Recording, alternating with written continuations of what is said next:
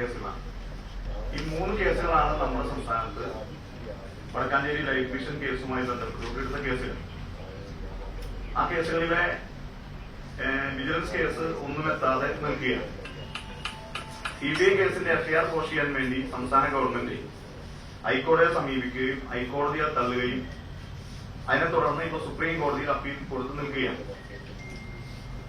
3ാമത്തെ case ഞാൻ നേരത്തെ സൂചിപ്പിച്ച prevention of money laundering act അല്ലെങ്കിൽ PMLA ആക്ട് അനുസരിച്ച് കല്ലൂർ PMLA കോടതിയിലുള്ള കേസാണ് വളരെ പ്രധാനമായ കേസായി നിൽക്കുന്നത്. ആ കേസിനകത്ത് ചാർജ് കൊടുത്തിട്ടുണ്ട്.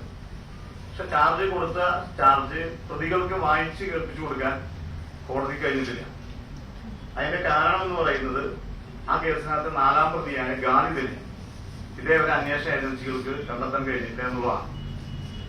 അങ്ങനെ ഇരിക്കുന്ന സാഹചര്യത്തിലാണ് ഇന്ന് നമ്മളൊക്കെ വാർത്തകളിൽ കണ്ടതുപോലെ മുഖ്യമന്ത്രിയുടെ മകൻ വിവേകിനെതിരായിട്ടുള്ള ഈ പറഞ്ഞ PMLA ആക്ട് അനുസരിച്ചുകൊണ്ട് അദ്ദേഹം ഈ PMLA കേസുമായി ബന്ധപ്പെട്ടുകൊണ്ട് ഈ കൊച്ചി എൻഫോഴ്സ്മെന്റ് ഡയറക്ടറേറ്റിന് മുന്നിൽ ഹാജരാകണം എന്ന് പറഞ്ഞുകൊണ്ടുള്ള നോട്ടീസ് നമ്മളിന്ന് കാണുന്നത്. അപ്പൊ ആ നോട്ടീസുമായി ബന്ധപ്പെട്ടുകൊണ്ട് തുടർ നടപടികൾ അത് EDയുമായി ബന്ധപ്പെട്ടുകൊണ്ട് അന്വേഷണം നടത്തിയ ആളുകൾക്കും നമുക്കൊക്കെ മനസ്സിലായി ആ കേസ് നോട്ടീസ് അയക്കുക എന്നല്ലാതെ അതിന്റെ തുടർ നടപടികൾ ഉണ്ടായിട്ടില്ല എന്നുള്ളത് നമുക്ക് എല്ലാവർക്കും മനസ്സിലായ കാര്യമാണ്. അതിനകത്ത് ഏറ്റവും പ്രധാനപ്പെട്ട വിഷയം എന്ന് പറയുന്നത് ആ കേസിന്റെ ഈ പറയുന്ന മെമ്മോ അല്ലെങ്കിൽ EDയുടെ നോട്ടീസ് കൊടുത്തിട്ടുള്ളത് അദ്ദേഹത്തിന്റെ വീട്ടിലേക്കല്ല, അതല്ലെങ്കിൽ കണ്ണൂരിലെ മുഖ്യമന്ത്രിയുടെ വീട്ടിലേക്കല്ല, എന്റെയും നിങ്ങളുടെയും മുഖ്യമന്ത്രിയുടെ ഓഫീസിലേക്കാണ്, അല്ലെങ്കിൽ വീട്ടിലേക്കാണ്. അത് വളരെ ഗുരുതരമായ ഒരു കാര്യമാണ്. കേരളത്തിന്റെ മുഖ്യമന്ത്രിയുടെ വീട്ടിലേക്ക് ഔദ്യോഗിക വസതിയിലേക്കാണ് എൻഫോഴ്സ്മെന്റ് ഡയറക്ടറേറ്റ് നോട്ടീസ് അയച്ചത്. ആ കേസിൽ എന്തുകൊണ്ട് ഈ വിവേക് വിജയൻ ഹാജരായില്ല എന്നൊരു ചോദ്യമാണ് എനിക്കിന്ന് ചോദിക്കാറുണ്ട്. ആ ചോദ്യത്തിന്റെ മറുപടി 2 ആളുകൾക്കാണ് പറയാൻ കഴിയുക. ഒന്ന് കേരളത്തിന്റെ മുഖ്യമന്ത്രിക്കാണ്, പിന്നെ ഒന്ന് പറയാൻ കഴിയുന്നത് എൻഫോഴ്സ്മെന്റ് ഡയറക്ടറേറ്റ് മന്ത്രാലയത്തിന്റെ ഉത്തരവാദിത്തമുള്ള ക്യാബിനറ്റ് മന്ത്രിയായ നിർമ്മല സീതാരാമനാണ്. ഇത്രയും പ്രധാനപ്പെട്ട ഒരു കേസിനകത്ത് കേരളത്തിന്റെ മുഖ്യമന്ത്രിയുടെ ഔദ്യോഗിക വസതിയിലേക്ക് കേരളത്തിന്റെ മുഖ്യമന്ത്രിയുടെ മകനെ നോട്ടീസ് കൊടുത്തിട്ട് ആ കേസിൽ എന്തുകൊണ്ട് തുടർ നടപടി ഉണ്ടായിട്ടില്ല എന്നുള്ളത് കേന്ദ്ര സർക്കാരും അതുപോലെ തന്നെ കോമേഴ്സ് മിനിസ്ട്രിയുടെ തലപ്പത്തിരിക്കുന്ന ക്യാബിനറ്റ് മിനിസ്റ്ററായ നിർമ്മല സീതാരാമനും ഇതിന്റെ മറുപടി പറയും. നിസ്സാരമായ ഒരു കാര്യമല്ല. ഇതിന്റെ 4 വഴികളിലേക്കും പിറകിലോട്ട് പോയാൽ വളരെ ഗുരുതരമായ അഴിമതിയാണ്, ചെറിയ അഴിമതിയാണ്. നമ്മുടെ രാജ്യത്തുണ്ടായ, നമ്മുടെ സംസ്ഥാനത്തുണ്ടായ പ്രളയത്തിന് ശേഷം, ആ പ്രളയത്തിന് ശേഷം മുഖ്യമന്ത്രി ഉൾപ്പെടെയുള്ള ആളുകൾ വിദേശത്തേക്ക് പോവുകയും വിദേശത്തേക്ക് പോയ സമയത്ത് അതിന് മുന്നോടിയായി പോയ ആളുകളൊക്കെ നമ്മൾ നേരത്തെ വാർത്തകൾ വായിച്ചിട്ടുള്ളതാണ്. അവിടെ നിന്നും വിദേശ സഹായം കൈപ്പറ്റാനുള്ള നടപടികൾ സ്വീകരിച്ചു വന്ന മുഖ്യമന്ത്രി അതിനുശേഷം കേന്ദ്ര ഗവൺമെന്റ് പറഞ്ഞ ഒരു കാര്യമുണ്ട്, വിദേശ സഹായം ഇത്തരത്തിലുള്ള ആവശ്യങ്ങൾക്ക് സ്വീകരിക്കേണ്ടതില്ല എന്ന് നമ്മളെല്ലാവരും കണ്ടതും കേട്ടതുമാണ്. അങ്ങനെയിരിക്കുന്ന സാഹചര്യത്തിലാണ് ഈ പറയുന്ന UAE-യിലെ അല്ലെങ്കിൽ ഇസ്ലാമിക് രാജ്യങ്ങളിലെ UAE ഇസ്ലാമിക് ബാങ്കും അബുദാബി ഇസ്ലാമിക് ബാങ്കും ആയിരക്കണക്കിന് കോടി രൂപ നമ്മുടെ രാജ്യത്തുണ്ടായ കലാമിറ്റിയുടെ പേരിൽ പിരിക്കുന്നത്. ആ പിരിച്ച തുകയിൽ 20 കോടി രൂപ ആദ്യ ഗഡുവാണ് വടക്കാഞ്ചേരി ഫ്ളാറ്റിന് വേണ്ടി വരുന്നത്. എന്റെ അന്വേഷണത്തിൽ എനിക്ക് മനസ്സിലായത് സന്തോഷ് ഈപ്പനുമായിട്ടുള്ള അല്ലെങ്കിൽ യൂണിറ്റാക്കുമായിട്ടുള്ള അവരുടെ ചർച്ചയിൽ 1000 കോടി രൂപയുടെ പ്രൊജക്റ്റാണ് ഇതുമായി ബന്ധപ്പെട്ട് നമ്മുടെ സംസ്ഥാനത്ത് ഇവർ നടപ്പിലാക്കാൻ ഉദ്ദേശിച്ചത്. അതിന് ഇടനിൽക്കാരായ ആളുകളാണ് സന്തോഷ് സ്വപ്ന സുരേഷ് ഉൾപ്പെടെയുള്ള ആളുകൾ. ഞാൻ ഈ കടന്നു പോകുന്നില്ല. അതിനകത്ത് ഏറ്റവും പ്രധാനപ്പെട്ട അഴിമതി എന്ന് പറയുന്നത് ഈ പറഞ്ഞ പാർപ്പിട സമുച്ചയങ്ങൾ നിർമ്മിക്കുന്ന കാര്യത്തിൽ നമ്മുടെ സംസ്ഥാനത്ത് GST കെട്ടിട നിർമ്മാണ മേഖലയുമായി ബന്ധപ്പെട്ടുള്ള GST ആ GST എന്ന് പറയുന്നത് 18%. ആ 18% GST തോമസ് ഐസക് മൂന്നാറിൽ പോകാതെ തന്നെ സ്വപ്ന സുരേഷുമായി നടത്തിയ ചർച്ചയിൽ ആ GST 18% എന്നുള്ളത് 1% കുറയ്ക്കാൻ വേണ്ടിയുള്ള തീരുമാനമെടുത്തിരുന്നു.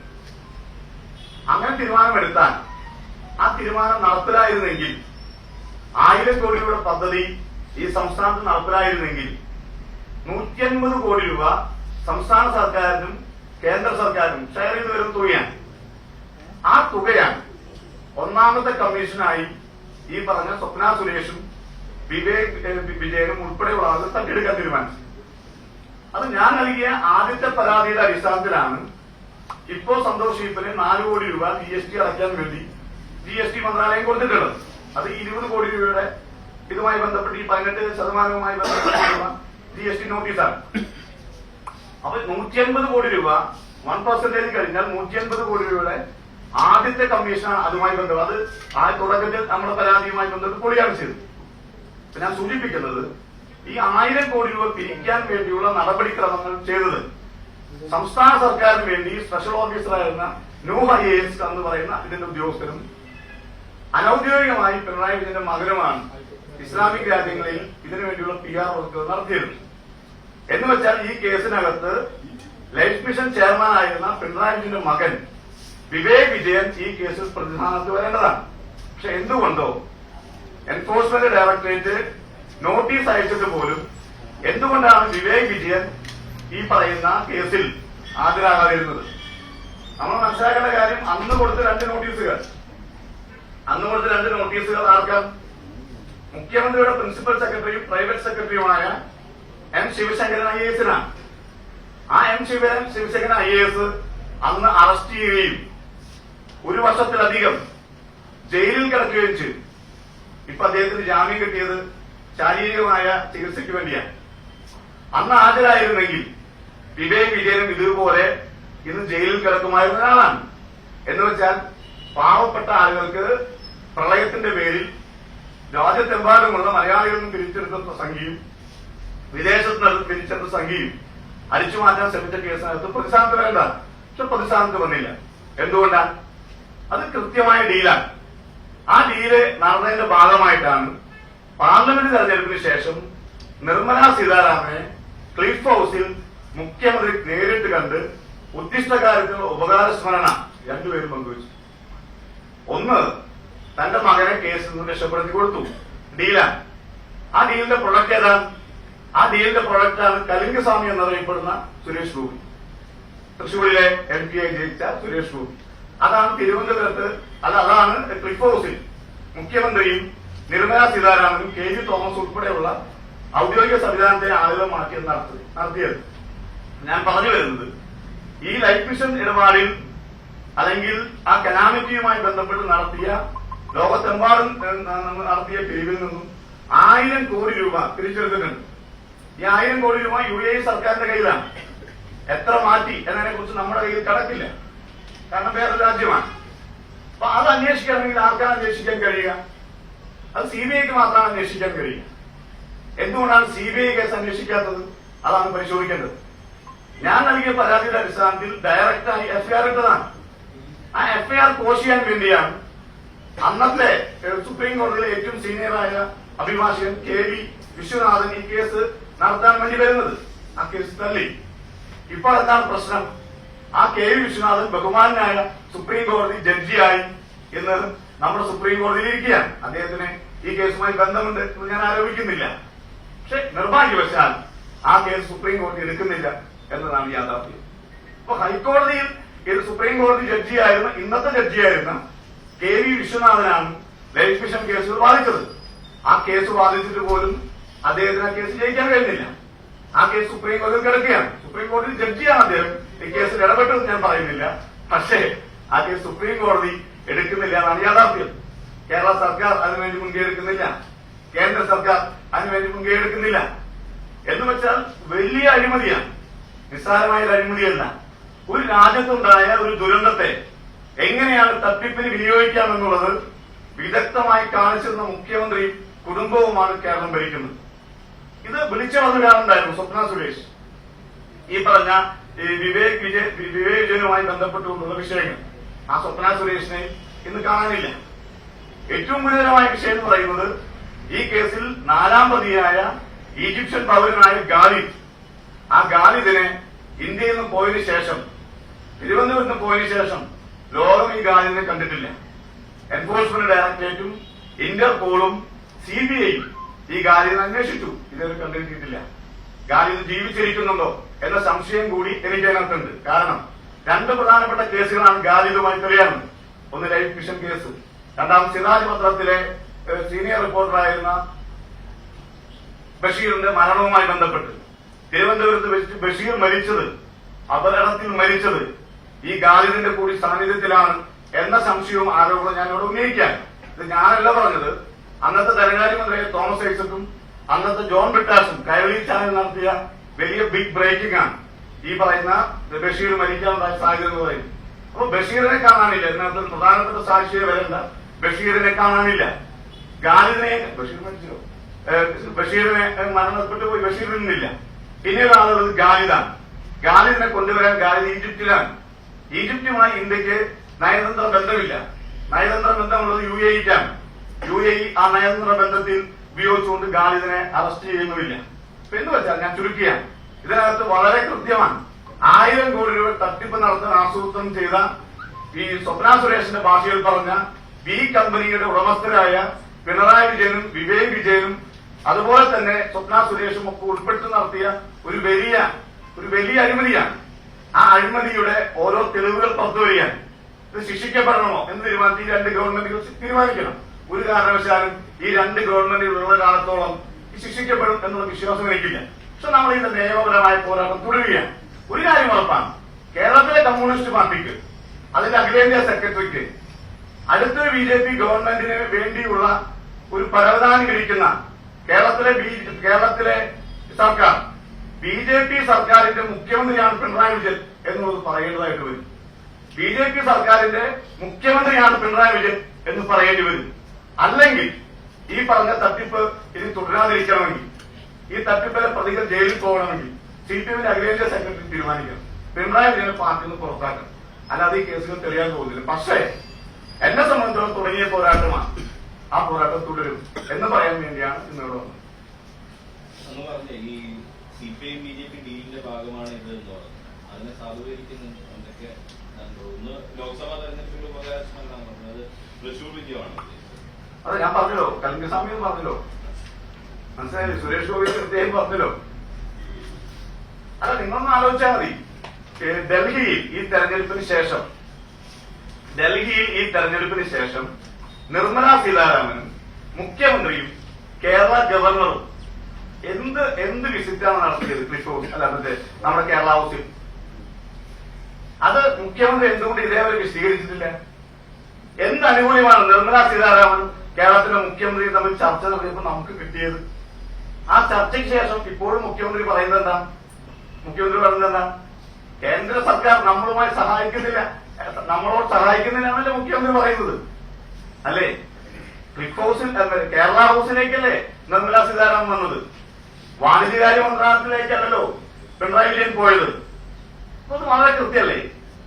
അതിനകത്ത് പറയാൻ തയ്യാറായിട്ടില്ല. 2023 ഈ സമൻസ് എന്തുകൊണ്ടാണ് ഇതിന്റെ അന്വേഷണ ഉദ്യോഗസ്ഥന്മാരായ ആനന്ദിനെ അവിടെ നിന്ന് മാറ്റിയത്? ചടുലമായ നീക്കങ്ങൾ നടത്തിയ പ്രശാന്തിനെ എന്തുകൊണ്ടാണ് മാറ്റിയത്? ഇവർക്ക് ഇഷ്ടപ്പെട്ട അന്വേഷണ ഉദ്യോഗസ്ഥനായ രാധാകൃഷ്ണനെ ഇപ്പൊ എന്തിനാണ് EDയിൽ കൊണ്ടുവന്ന് വെച്ചത്?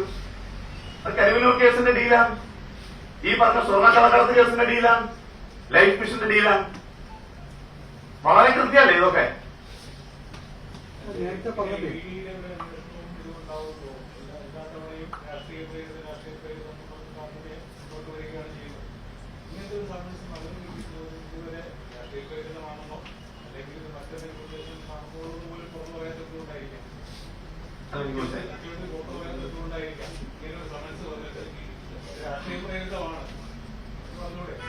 അല്ല, ഇതിനകത്ത് ഇത് കേസ് പഠിച്ചറിയാം. ഇതിന്റെ 1ാം പ്രതിയാണ് ആര്? ഈ ലൈഫ് മിഷന്റെ ചെയർമാനാണ് ഇതിന്റെ 1ാം പ്രതി. കൂട്ടുപ്രതിയെ പിന്നെ എന്തിനാണ് ഒറ്റിക്കൊടുക്കുന്നത് തീരുമാനിച്ചുകൊണ്ടായിരിക്കാം. മനസ്സിലായത്? 1ാം പ്രതിയാണ് ലൈഫ് മിഷൻ ചെയർമാൻ. അയാളുടെ പേര് പിണറായി വിജയൻ എന്നാണ്. എന്തുകൊണ്ടാണ് കൂട്ടുപ്രതിയെ ഒറ്റിക്കൊടുക്കുന്നത് എന്ന ധാരണയുള്ളതാണോ പറയാതിരിക്കുന്നത്? അത് വളരെ കൃത്യമാണ്. ലൈഫ് മിഷൻ ഇടപാടുമായി ബന്ധപ്പെട്ട് ഫയൽ കൃത്യമായി പഠിച്ചാൽ അതാണ് പൂർണ്ണമായും FCR ലംഘനമുണ്ട്, പെമ ലംഘനമുണ്ട്, അഴിമതി വളരെ കൃത്യമായി നടന്നിരിക്കുന്നു. ഈ വിജിലൻസ്, സംസ്ഥാന സർക്കാരിന്റെ വിജിലൻസ് അന്വേഷിച്ച ഒരു ഉദ്യോഗസ്ഥൻ, ആ ഉദ്യോഗസ്ഥൻ, വിജിലൻസ് ഉദ്യോഗസ്ഥൻ രാജിവെച്ച് വീട്ടിലിരിക്കാൻ ആ വിജിലൻസ് കേസ് എന്തുകൊണ്ട് നമുക്ക് ED-യുടെ കേസ് വിടാം, CBIയുടെ കേസ് വിടാം. ഈ സംസ്ഥാനത്ത് നടന്ന, അല്ലെങ്കിൽ എന്നെ കുറിച്ച് പറയുന്ന ഒരു ആരോപണമുണ്ടല്ലോ, ഞാൻ കാരണമാണ് ഈ വീടുകൾ മുടങ്ങിയിരുന്നത്. ആ കേസിനകത്ത് വിജിലൻസ് എൻക്വയറി സ്റ്റാർട്ട് ചെയ്തല്ലോ. ആ കേസിൽ ഒരു പ്രതിയെ ശിക്ഷിച്ചില്ലല്ലോ. ആ കേസ് അന്വേഷിച്ച DYSP റിസൈൻ ചെയ്ത് വീട്ടിലിരിക്കുകയാണ്. ഇത് നമ്മള് വലിയൊരു കൊള്ള സംഘത്തിന്റെ ഭരണത്തിന് കീഴിലാണ് നമ്മളിരിക്കുന്നത്. മാധ്യമപ്രവർത്തകർ, രാഷ്ട്രീയക്കാർ എന്ത് ചെയ്യാൻ കഴിയും? എത്ര വാർത്തകൾ നമ്മൾ കൊടുക്കുന്നു ഇതുമായി ബന്ധപ്പെട്ട്? 9 വർഷമായില്ലേ ഈ ഗവൺമെന്റ് ഈ ഭരണം തുടങ്ങിയിട്ട്. അത് നീളാവർ ശ്രമിക്കുന്നത് കേരളത്തിലെ ജനതയും മാധ്യമപ്രവർത്തകരൊക്കെ അതിനെതിരെ വലിയ കോട്ട കെട്ടുകയല്ലേ. ആ കോട്ട നമ്മൾ നോക്കണം, പൊളിക്കാതെ നമ്മൾ നോക്കണം. ഈ വിവേകിന്റെ റോൾ എന്താണ് ഈ കേസുമായി ബന്ധപ്പെട്ട്, അല്ലെങ്കിൽ എന്തിനാണ് വിവേകിന് കൊടുത്തിരിക്കുന്നത്? ഞാൻ പ്രത്യേകം പറഞ്ഞല്ലോ, നമ്മൾ ഇതുമായി ബന്ധപ്പെട്ടുകൊണ്ട് ഗവൺമെന്റ് വിദേശത്തേക്ക് പോകാൻ തീരുമാനിച്ചു. ആദ്യം പോയതാരാണ്? സ്വപ്ന സുരേഷും ഉൾപ്പെടെയുള്ള ആളുകൾ ആദ്യം പോയി. അതിന്റെ പിന്നാലെ ഒരു മുഖ്യമന്ത്രിയുടെ സംഘമാണ്. ആ സംഘത്തിനകത്ത് നൂഹ് എന്ന് പറയുന്ന IAS ഉദ്യോഗസ്ഥരുണ്ടായിരുന്നു. ഈ UAE ഉൾപ്പെടെയുള്ള ഇസ്ലാമിക് രാജ്യങ്ങളിലും ഒമാൻ ഉൾപ്പെടെയുള്ള രാജ്യങ്ങളിലും ഇതുമായി ബന്ധപ്പെട്ട PR വർക്കും ഇതുമായി ബന്ധപ്പെട്ട കോർഡിനേഷൻ വർക്കുകളും മുഴുവൻ നടത്തിയത് സ്വപ്ന സുരേഷും ഈ വിവേക് വിജയനുമാണ്. അത് നേരത്തെ തന്നെ സ്വപ്ന സുരേഷ് വ്യക്തമാക്കിയതാണ്. ഇതിനാവശ്യമായ മുഴുവൻ ഫണ്ടുകൾ സ്വരൂപിക്കുന്നത്, അതിനാവശ്യമായ PR വർക്കുകൾ നടത്തി മുഖ്യമന്ത്രിയുടെ മകൻ നേരിട്ടാണ്. ഒരു കൺഫ്യൂഷൻ ഈ കാര്യത്തിലില്ല. അയാൾക്ക് സാമ്പത്തിക ലാഭം ലഭിച്ചിട്ടുണ്ട്. ഈ അൺലക്കറുകൊണ്ട് മുഴുവൻ കാശ് കിട്ടിയില്ല. ബാക്കിയുള്ള കാശ് എങ്ങനെയാണെന്ന് എനിക്ക് മനസ്സിലായില്ല. അതുകൊണ്ടാണല്ലോ വടക്കാഞ്ചേരി ടോക്കൺ പൊട്ടിയത്. നമ്മളിങ്ങനെ, ഞാനൊരു സാധാരണ വീട്ടിൽ താമസിക്കുന്ന ആളാണ്. എന്റെ അമ്മയാണ് ചോറ് വയ്ക്കുന്നത്. നമ്മൾ ചോറ് വയ്ക്കുമ്പോ കലം മുഴുവൻ ഞെക്കി നോക്കാറില്ല, 2 വറ്റാണ് ഞെക്കാറുള്ളത്. ആദ്യത്തെ വറ്റ് ഞെക്കിയപ്പോൾ ബന്ധു എന്ന് മനസ്സിലായി. അതുകൊണ്ടാണ് വടക്കാഞ്ചേരി പൊട്ടിയത്. അല്ലെങ്കിൽ കേരളം മുഴുവൻ ഈ ഫ്ലാറ്റ് ഉണ്ടായേനെ. പറഞ്ഞൊരു സംശയം, ലോക്സഭാ ഇലക്ഷന് മുമ്പ് എഫ് ഹൗസിലാണോ അല്ലെങ്കിൽ കേരള ഹൗസിലാണോ ചർച്ച? ഞാൻ പറഞ്ഞല്ലോ, ഇത് ലോക്സഭാ തെരഞ്ഞെടുപ്പിന് ശേഷം ആരിഫ് മുഹമ്മദ് ഖാൻ ഗവർണറായി മാറിയതിനു ശേഷം പുതിയ ഗവർണറുമായി ബന്ധപ്പെട്ടുകൊണ്ട് മുഖ്യമന്ത്രി KV തോമസിനെ മാറ്റി കേരള ഹൗസിൽ, ഡൽഹിയിലെ കേരള ഹൗസിൽ ചർച്ച നടത്തി വലിയ വാർത്ത ഏതാണല്ലോ, ഇല്ലേ? ഓർമ്മയില്ല?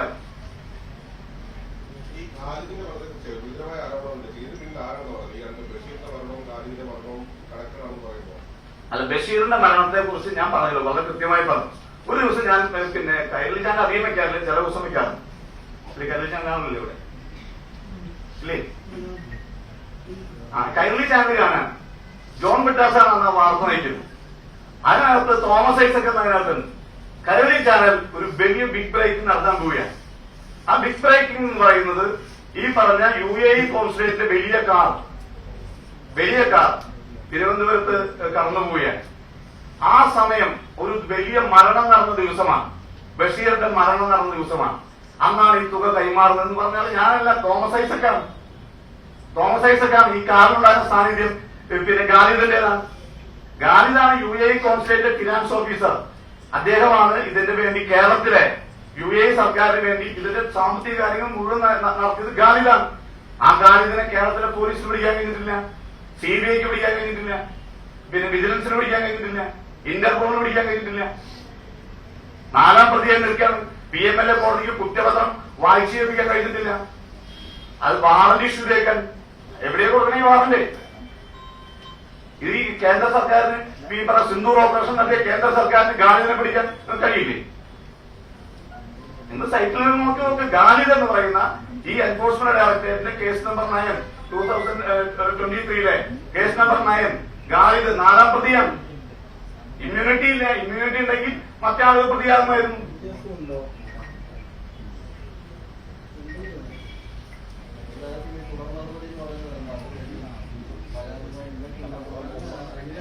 അല്ല, അതിനകത്ത് തുടർ നടപടി, നമ്മളിപ്പോ തുടർ നടപടികൾ കുറെ കാലങ്ങളായി ചെയ്തുകൊണ്ടിരിക്കുകയാണ്. 2 കാര്യങ്ങളാണ് അതിനകത്ത് പ്രധാനമായും ചെയ്യാനുള്ളത്. എന്തുകൊണ്ട് വിവേക് വിജയനെ അല്ലെങ്കിൽ വിവേക് കിരणे ഇതുമായി ബന്ധപ്പെട്ടുകൊണ്ടുള്ള തുടർന്ന് ഈ പറഞ്ഞ നോട്ടീസിന്റെ ഭാഗമായി ചെയ്തില്ല എന്നൊരു പ്രധാനപ്പെട്ട വിഷയം. അതുകൊണ്ട് നമുക്ക് എൻഫോഴ്സ്മെന്റ് ഡയറക്ടറേറ്റിന് ഒരു പരാതി കൊടുക്കാം. ആ പരാതി ഇന്ന് തന്നെ കൊടുക്കും. രണ്ടാമത്തെ കാര്യം, പിന്നെ ഈ ED കേസുകൾ എന്ന് പറയുന്നത് വലിയ സാങ്കേതികത്വം നിറഞ്ഞ കേസുകളാണ്. നിയമപരമായി പഠിക്കേണ്ട കാര്യമാണ്. EDക്ക് ഒരു കേസ് കേരളത്തിൽ നേരിട്ട് രജിസ്റ്റർ ചെയ്യാൻ പറ്റില്ല. ഒരു സംസ്ഥാനത്ത് രജിസ്റ്റർ ചെയ്യാൻ കഴിയില്ല. ഒരു കൂടാതെ ഒരു കോൺസ്പിറസി ഉണ്ടായ കേസുകൾ, ഒരു ക്രൈം നടന്ന കേസുകൾ മാത്രമാണ് EDക്ക് ചെയ്യാൻ കഴിയുക. ഒരു സ്വർണ്ണക്കള്ളക്കടത്ത് കേസിന്റെ, കസ്റ്റംസ് കേസിന്റെ FIR-മായി ബന്ധപ്പെട്ടാണ്, ECIR-മായി ബന്ധപ്പെട്ടാണ് ഈ ED കേസ് രജിസ്റ്റർ ചെയ്യുന്നത്. അപ്പൊ നമുക്ക് അതിനകത്ത് കക്ഷി ചേരാൻ ഒരു കാരണവശാലും കഴിയില്ല. അപ്പൊ അതുകൊണ്ട് എൻഫോഴ്സ്മെന്റ് ഡയറക്ടറേറ്റിന് ഒരു പരാതി നമുക്ക് കൊടുക്കാം ഇതുമായി ബന്ധപ്പെട്ട്, തുടരന്വേഷണവുമായി ബന്ധപ്പെട്ട വിഷയത്തിൽ. പക്ഷെ നമുക്കിതിനകത്ത് വളരെ കൃത്യമായും CBI കേസിൽ FCRIക്ക് പുറമെ ഈ പറയുന്ന PMLA ഇവർ അന്വേഷിക്കുന്നതെങ്കിൽ കൂടിയും അഴിമതി നിരോധന നിയമവും IPCയും ഒക്കെ അല്ലെങ്കിൽ പുതിയ BNSും ഒക്കെ ചേർത്തുകൊണ്ട് ഈ പുതിയ സംവിധാനത്തെ കുറിച്ച് കൊടുക്കാം. രണ്ടാമത്, സെൻട്രൽ വിജിലൻസിന് ഈ പറയുന്ന എൻഫോഴ്സ്മെന്റ് ഡയറക്ടറേറ്റ് ഉദ്യോഗസ്ഥന്മാർ വിവേക് വിജയനെ രക്ഷപ്പെടുത്താനുണ്ടായ സാഹചര്യത്തെ കുറിച്ച് അന്വേഷിക്കണമെന്ന് ആവശ്യപ്പെട്ടുകൊണ്ട് സെൻട്രൽ വിജിലൻസിനും പെറ്റീഷൻ കൊടുക്കാം. പക്ഷെ പെറ്റീഷൻ എല്ലാം കൊടുത്താലും ഇതിന് തലപ്പത്തിരിക്കുന്ന 2-3 പ്രധാനപ്പെട്ട ആളുകൾ പിണറായി വിജയനും, ഒന്ന് നരേന്ദ്രമോദിയും, പിന്നെ ഒന്ന് നിർമ്മല സീതാരാമനുമാണ്. അപ്പൊ നമുക്ക് ഈ സ്ഥലങ്ങളിലൊക്കെ പരാതി കൊടുക്കാം. തൽക്കാലം മെയ് മാസം 21-ാം തീയതി വരെ പരാതിയുമായി പോകാം. മെയ് മാസം 22-ാം തീയതി പുതിയ ഗവൺമെന്റ് വരുമ്പോൾ നടപടി പോവാം. അത്രേ ചെയ്യാൻ കഴിയും. ഈ ഗവൺമെന്റ് മാറാതെ ഈ കേസുകളൊന്നും കേരളത്തിൽ ചെയ്യാൻ പോകുന്നില്ല. പക്ഷെ ഞാൻ പറഞ്ഞല്ലോ, ഏത് ഗവൺമെന്റ് ഉണ്ടായാലും എത്രകാലം ജീവിച്ചിരിക്കുന്നോ ആ ജീവിതകാലം പാർലമെന്ററി ജനാധിപത്യവും സംഘടനാ ജനാധിപത്യത്തിനകത്തും അതിലക്കരയ്ക്ക് പൊസിഷൻ ഇല്ലെങ്കിലും ഈ പരാതിയുമായി മുന്നോട്ട്